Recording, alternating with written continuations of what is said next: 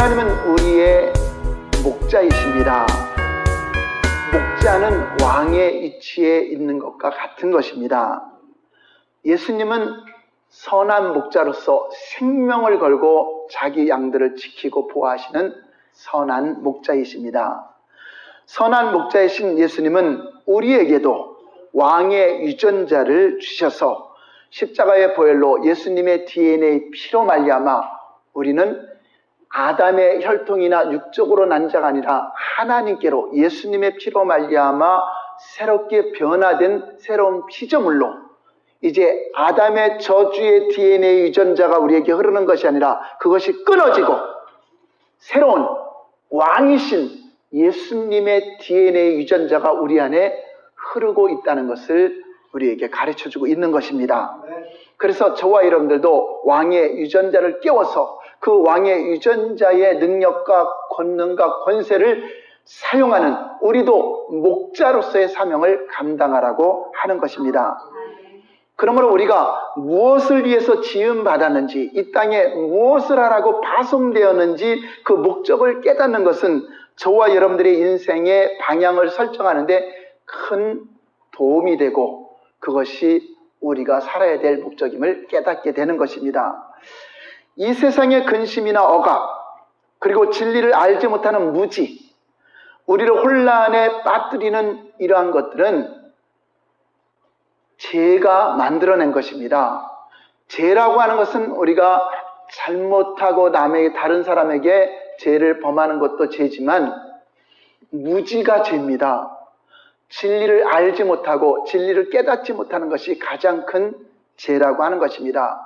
그래서 마지막 때에는 온 백성들에게 만민이 캄캄한 어둠으로 눈을 지배해서 무지가 우리를 하나님을 알지 못하게 한다고 말씀하고 있는 것입니다.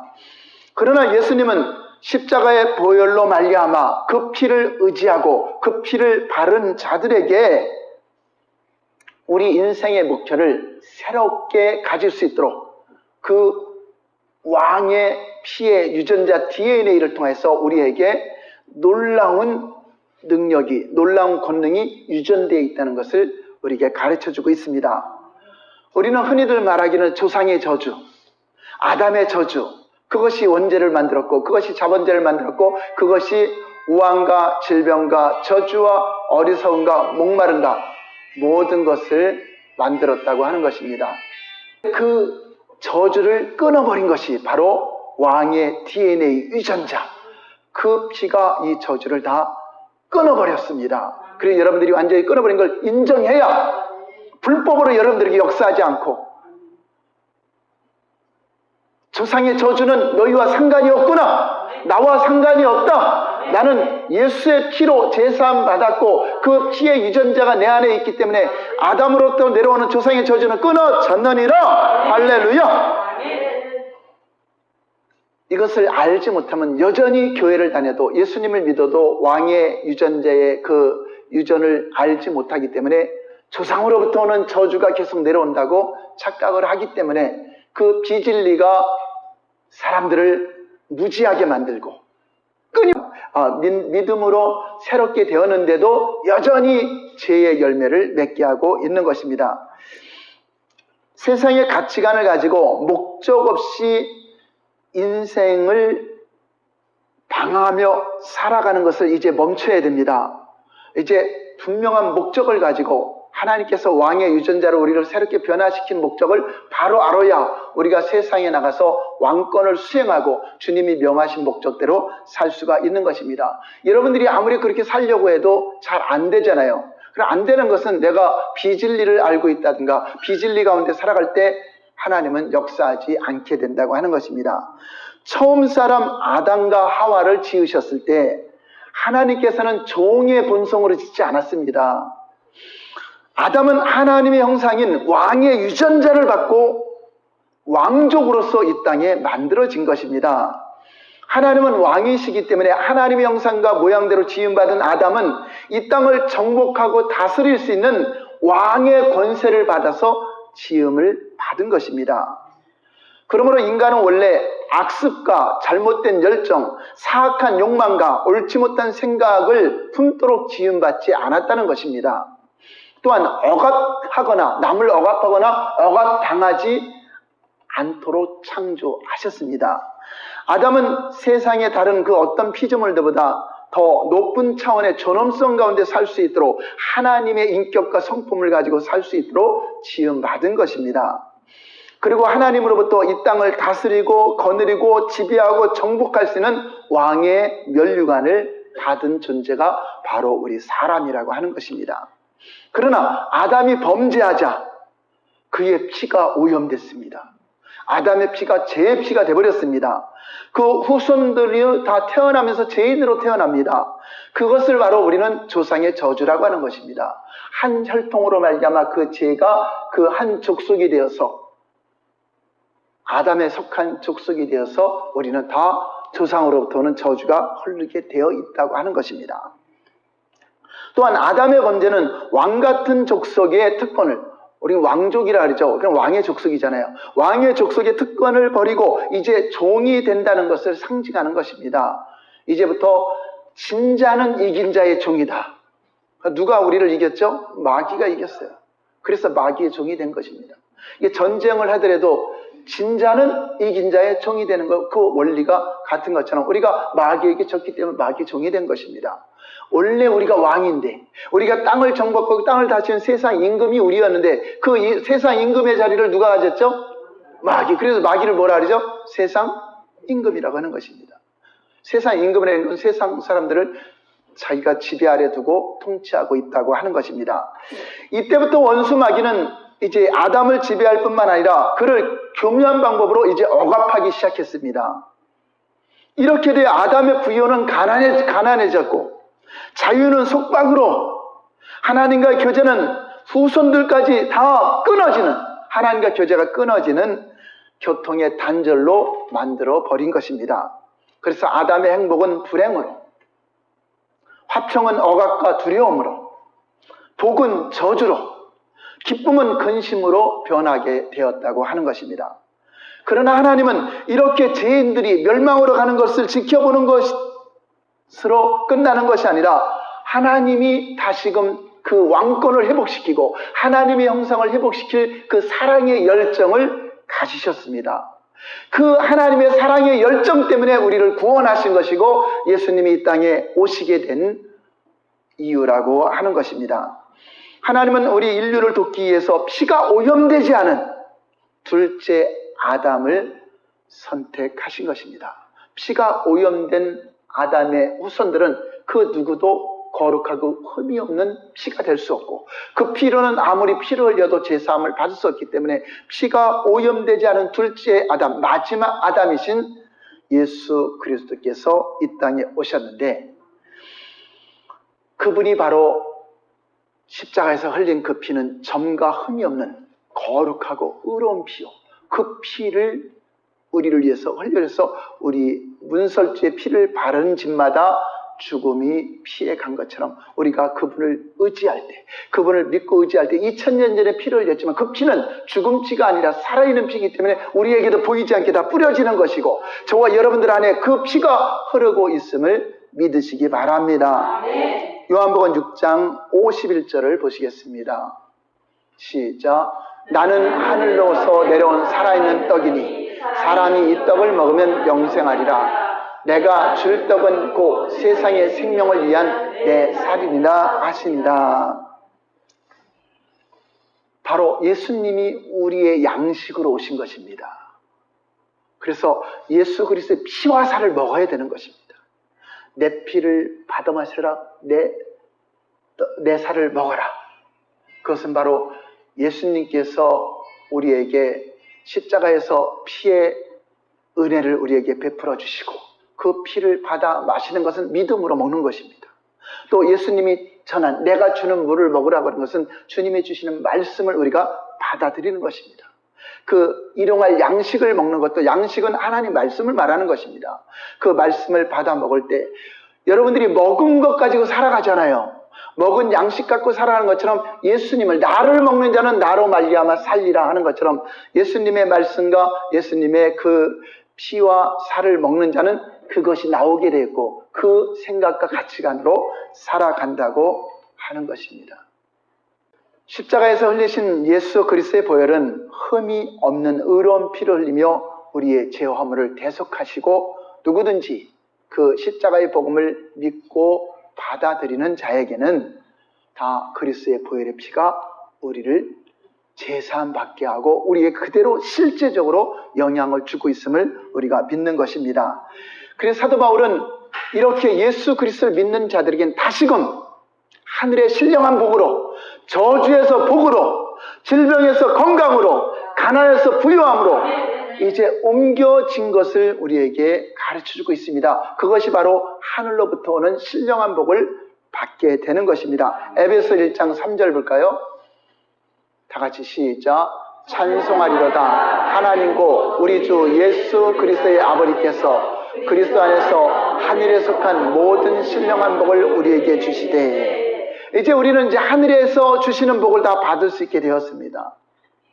예수 그리스도를 믿음으로 하나님의 자녀로 지음받았는데 마귀의 자녀가 됐다가 다시 하나님의 자녀가 되는 권세가 부여됐고, 또 죄인의 신분이었는데 예수 하나님의 아들 예수님이 십자가에 피 흘려 주심으로 제사함의 은총을 받았고, 또 성령님이 오셔서 우리를 너는 내 자녀다, 내 하나님의 자녀인 것을 증거하시고 기업의 상속의 보증으로 성령님이 인치시고 보증하심으로 우리에게 하늘의 신령한 복, 성부 하나님의 복, 성자 예수님의 복, 성령 하나님의 복을 우리가 다 받아 누리고, 여기서 신령한 모든 복이라고 말하고 있습니다. 여기서 모든 복은 여러분 삶 속에 영적인 복을 비롯해서 여러분 혼적인 복, 또 육적인 복, 재정, 건강, 감정, 그리고 영적인 모든 부분을 다 총괄하는 것입니다. 하나님의 복은 전인적인 것입니다. 어떤 한 가지만이 아니라 다 그 영혼이 잘된 같이 범사가 잘되고 강건한 그러한 복을 우리에게 주시고 누리고 살라고 하는 것입니다. 바울은 고린도 교인들에게 이렇게 말하고 있습니다. 고린도전서 2장 9절 볼까요? 시작. 기록된 바 하나님이 자기를 사랑하는 자들을 위하여 예비하신 모든 것은 눈으로 보지 못하고 귀로 듣지 못하고 사람의 마음으로 생각하지도 못한가 한가 하다. 우리가 보고 듣고 하지도 못한, 마음으로 생각지도 못한 어마어마한 복으로 예비가 되어 있다. 눈에 보이지 않는 영적인 복은 뭐 영원한 복이니까, 하나님의 자녀가 되는 권세, 제사함의 은총, 하늘의 상속받을 자로 인치시고 보증받는 것은, 이것은 우리가 눈으로 볼 수도 없고 만질 수 없는데 이 어마어마한 복을 하나님은 예비하고 있는 것입니다.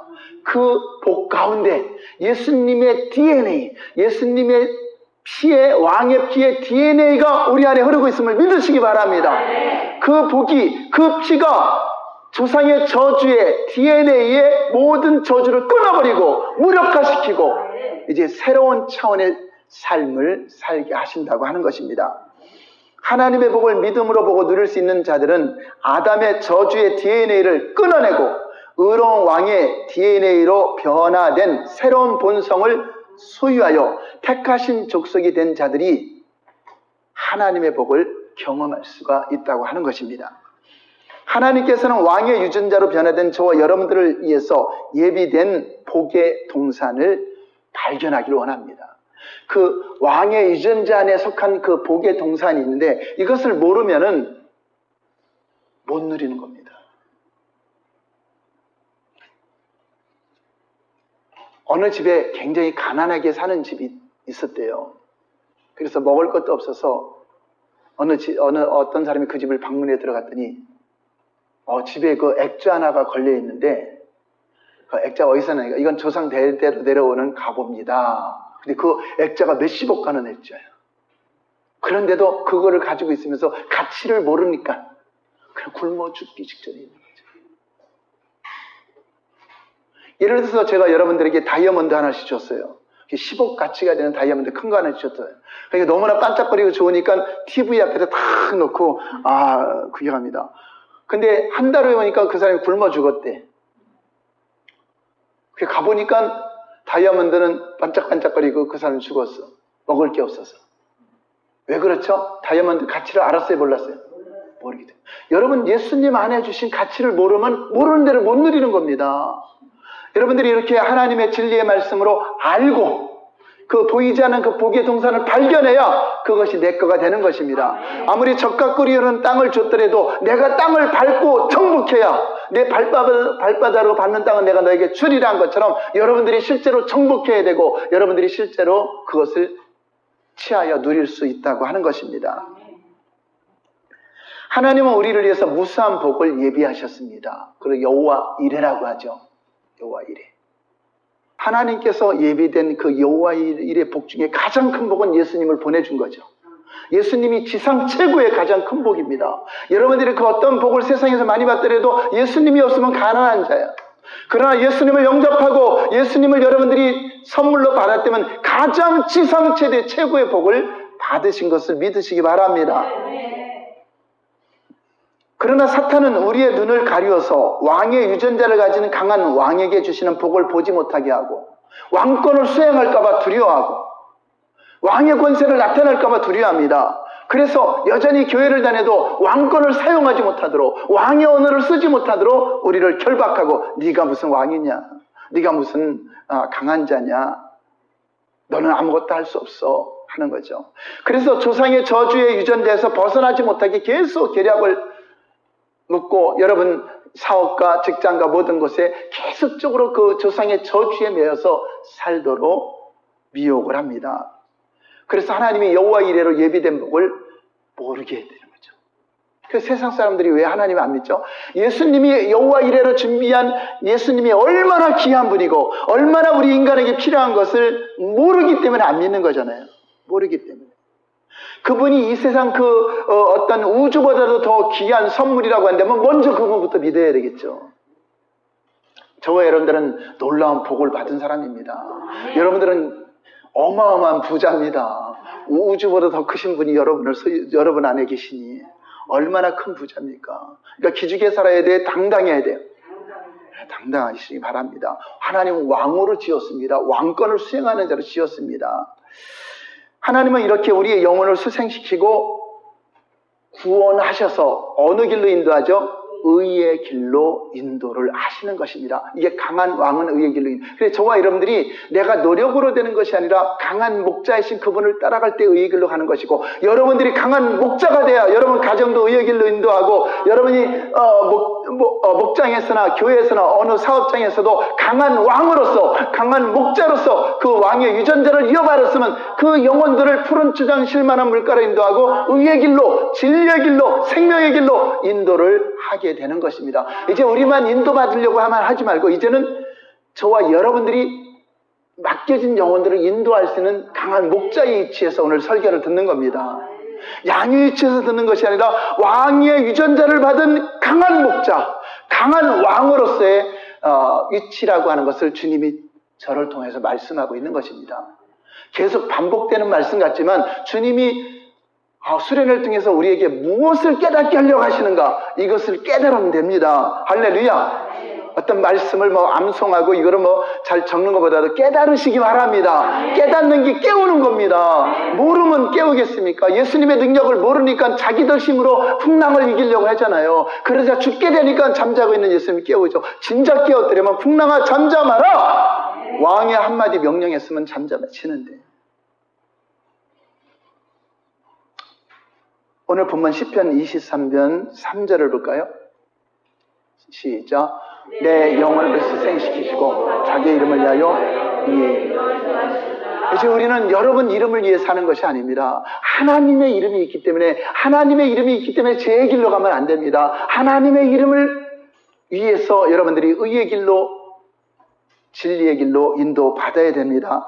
그러므로 이제 예수 그리스도 안에 있는 우리는 죄인의 신분에서 의인의 신분이 되었으므로 왕의 유전자로 인하여 왕의 권세를 가진 의인이므로 의의 길로 걸어가는 것이 마땅한 것입니다. 의의 길로 걸어갔기 때문에 구원받은 것이 아니라 의인이 되었기 때문에 의의 열매를 맺는 것입니다.